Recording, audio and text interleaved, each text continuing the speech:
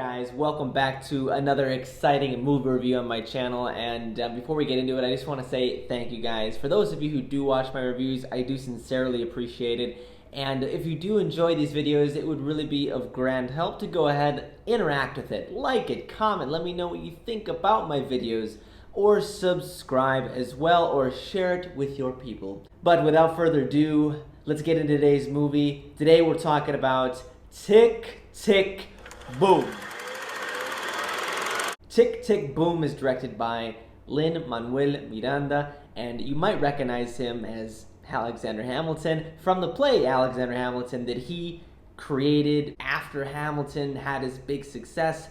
Another little movie that he did and musical that came out this past year was In the Heights, which he did not direct. So this is his first directorial venture. It stars Andrew Garfield, Robin de Jesus, Alexander Shipp, and Vanessa Hudgens. This film is based on the musical play by Jonathan Larson and also kind of his life.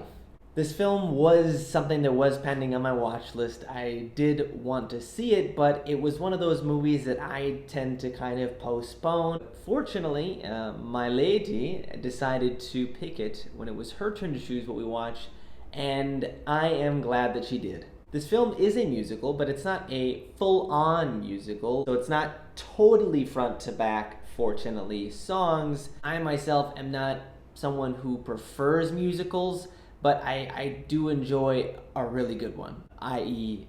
Hamilton. Alexander Hamilton. I was moved deeply by the story of this person, Jonathan Larson, or at least this fictional version of him, and the execution of this movie. It was more than competently directed for a directorial debut, which is not particularly surprising considering it's Lin-Manuel Miranda, who seems to just shit talent. The songs were good, but not particularly catchy. At least they didn't really stay with me. And most importantly, the main character, his story, and his message are what hit home deep. All of the actors in the cast did a lovely job. Pretty much for the most part, everybody did a great job singing, with the standout being, speaking of talent, Andrew Garfield, who apparently this is the first time he has done a musical. He was a fantastical fictional rendition of this person, this real person that is Jonathan Larson, and very endearing and quite developed as a character, which is credit to the writing and the construction of the film as a whole. The film really does ride on Andrew Garfield's shoulders, and I think he will most definitely be nominated for an Oscar for his work on this role. As far as supporting roles go, they do develop a relationship with Robin de Jesus' character as the best friend of Jonathan Larson. This relationship and his role as the friend really worked quite well for me, and it accumulated throughout the film, leading to a very heart-wrenching moment, which I will not spoil. As for the rest of the supporting characters,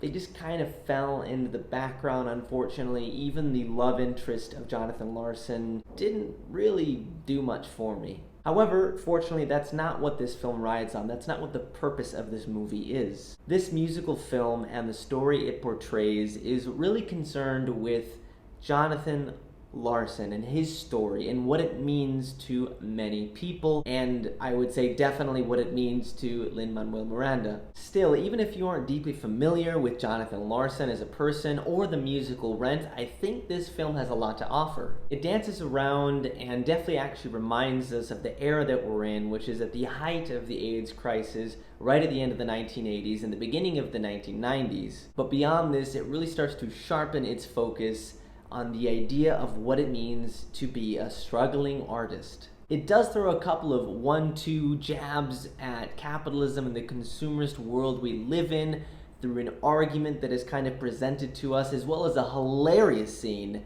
where Jonathan, Andrew Garfield, has to go to an advertising agency's focus group in order to earn a couple of extra dollars. He is an artist with a relatable story for any artist. From the shitty apartment that you struggle to pay rent on, to an obsession over a single piece of work that you've been working on for years on end, to neglecting family and friend relationships to be able to work on your passion, to preparing for a potential opportunity that many artists in their lifetime might not see. The film definitely touches on some themes that we've seen in recent years in some other films, and some that come to mind would be Whiplash and La La Land, where we see the idea of pursuing one's dream, the idea of ambition and perseverance, and how to manage that potentially healthily or potentially unhealthily. In 4, damn it, look at me.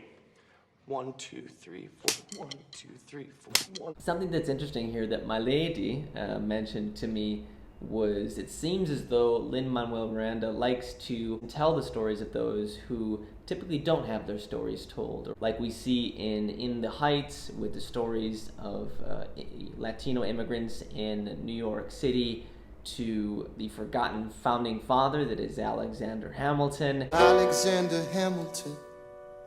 Now the legacy of Jonathan Larson. This film is deeply emotional and quite lovely, with a real story at the center of it that really, I think, makes it that much more powerful. Any artist or even musical fan, even if those songs aren't quite as catchy, will find enjoyment in this movie. Tick, Tick, Boom may not be a film that changes or revolutionizes cinema, but in the year of 2021, I think it is one of the best movies of the year, and I'm going to give it an 8 out of 10. Go check out Tick, Tick, Boom. Let me know what you guys thought in the comments below. It's on Netflix right away. If you have it, you can just go watch it if you haven't seen it. Also, please, if you enjoy this, like it, subscribe, and also share it with your friends and family. As always, guys, thank you guys so much for watching, and I will see you in the next review.